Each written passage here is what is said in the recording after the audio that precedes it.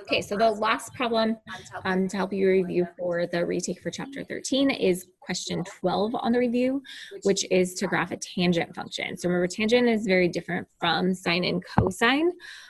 This is asking us to identify the period and the asymptotes. I somehow deleted the box that asked for asymptotes, so let's add that in. So for tangent, A helps us when we're graphing. So A is 4. That 4 is relevant to the points that we're going to write. B, though, is what helps us find the period and the asymptotes again. So B is 3. So since tangent goes on forever, up and down, it doesn't have an amplitude. So instead, we identify where its asymptotes are.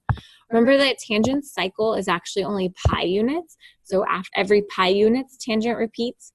So to find the period, we're doing pi divided by b instead of 2 pi divided by b. So this is pi over 3. I can't simplify that. So the period of tangent is pi over 3. Remember that for tangent, that also doesn't go on our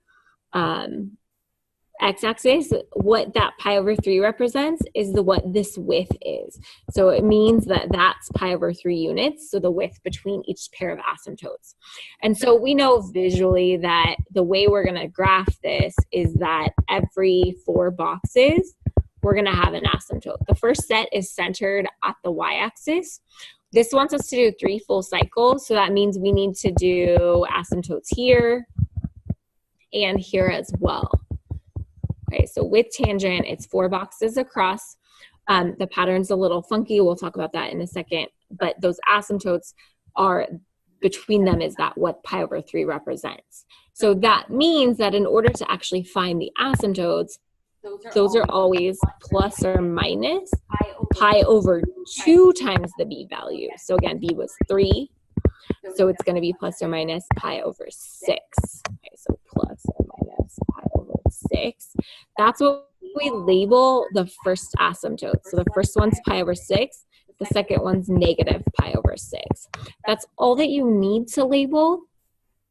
Technically, this next one would be pi over 3 and then pi over 2. But don't worry about that. You'll get full credit just by adding those 2 asymptote values in.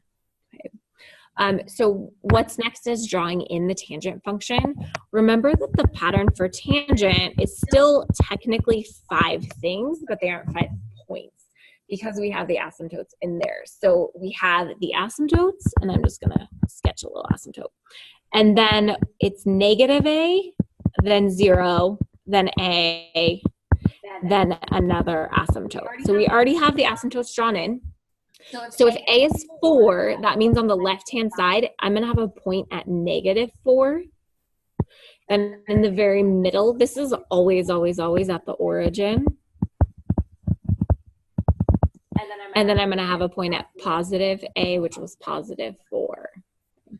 So remember that we connect it like this, and it goes on forever in both directions. So if I repeat that pattern, I'm going to have a negative 4, 0, 4.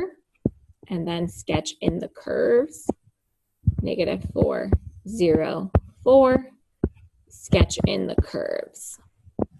Okay, so remember that when A is positive here, you should see an upward slope.